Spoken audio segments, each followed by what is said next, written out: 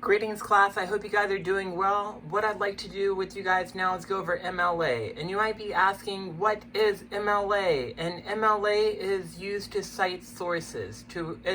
It does two things for your writing. One, it keeps you from plagiarizing. And if you plagiarize, that could be a 0 on an essay. And if you continue to plagiarize, you could actually get expelled from college. It's happened to people. So those are two major punishments for plagiarism. And the other thing that MLA does is it gives your essay more credibility. Be aware that MLA is not the only style. For example, there's APA. So if you're a business major or a psychology major, you're going to be using APA in other classes. If you're a history major, you might be using Chicago.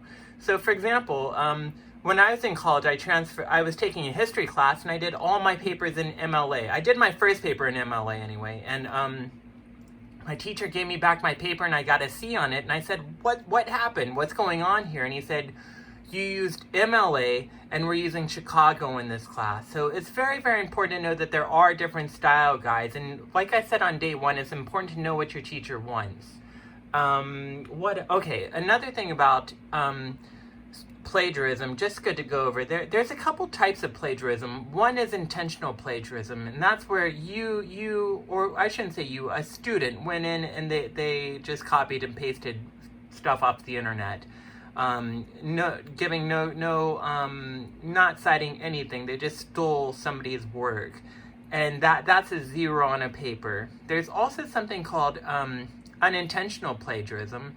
And that's where you might forget a source on your works cited, or you might forget an in-text citation. If you don't know what those are, I'll go over those in a moment, but you forgot something. And I'm pretty lenient on that. I would mark you down for it, but I do know other professors who would give 0s for that. So be aware of that. And the last thing is called a recycled paper. And it's not plagiarizing. What a recycled paper is let's say you took you took a writing class a semester before and you want to use the same essay you used for that class for another class. Now, in college, we have a machine called Turnitin where we can turn your paper in and it'll show us how much you're plagiarizing.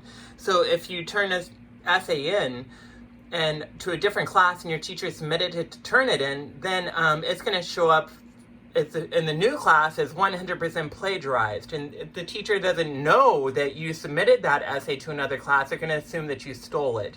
So I think it's always best to ask your teacher, hey, I've written this paper in the past. I was wondering if I could use it for this class. I think that's the best thing you can do. But those are the different types of quote-unquote plagiarism. That's what MLA is about. And what I'd like to do now is I'd like to go over the very first page. And I'm not the best artist, as you can see, but MLA does not require a title page. Like APA, your first page has your name, your teacher, and nothing else. Just a few things on the first page. But MLA doesn't do that. Your first page will have your first introduction, body paragraphs, things like that. And to set it up, you're going to need to, in the left-hand corner, you're going to need your name, your teacher, your class, and the date. Name, teacher, class, date. And I put DS here. That means double-spaced. And quick heads up about MLA. Everything in MLA is double-spaced. You'll never use extra spaces. You'll never single space. It's all double-spaced. Now the date. If I'm doing today's date, I would do 29 June 2020. So MLA likes to do the day, the month, and the year. So that's the way they like to do it. But this would be all double space. This only goes on the very first page, name, teacher, class, date.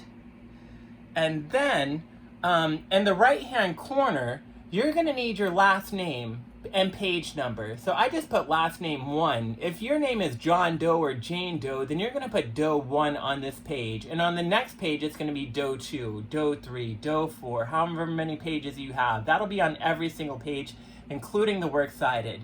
Now, margins for MLA I'm sorry, that's not, I made an error here. They should be 1 inch, 1 inch.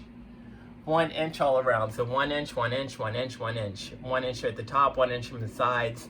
If you are doing crazy things with your margins, let's say you're setting 6-inch margins or something like that, it's going to look really weird on your paper. And what you're trying to do is Harry Potter magic. you're trying to make a 2-page paper into a 5-page paper or something like that. I don't have a ruler. I don't measure margins, but I have been teaching for a long time, and if the margins are off, I would mark you down for that, especially if I know you're cheating the page count. Another thing that's important for MLA is you need a title. And I always tell students to come up with a clever title, come up with something that really stands out.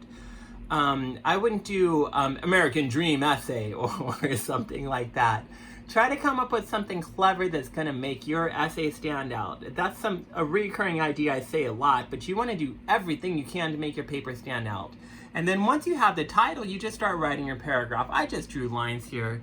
The first sentence of every paragraph is indented, and you would just keep writing. And then the only other tip for the first page I would have, or the entire essay, is the font size should be Times New Roman. Times New Roman, the boring default font, I know, but that's what college expects. And you would also need size 12. So just to recap, in the left-hand corner, you'll need your name, teacher, class, date. In the right-hand corner, you'll need your last name, page number. And then you'll need a title. Margin should be 1 inch all the way around. Everything will be double-spaced in MLA. For example, you wouldn't have an extra space from the date to the title. It would just be strictly double-spaced. You wouldn't have extra space between the title to the first paragraph. It's just going to be strictly double-spaced. And then lastly, the font will be Times New Roman, size 12. I hope this helps, and I hope it's good review for most of you guys as well. Thank you.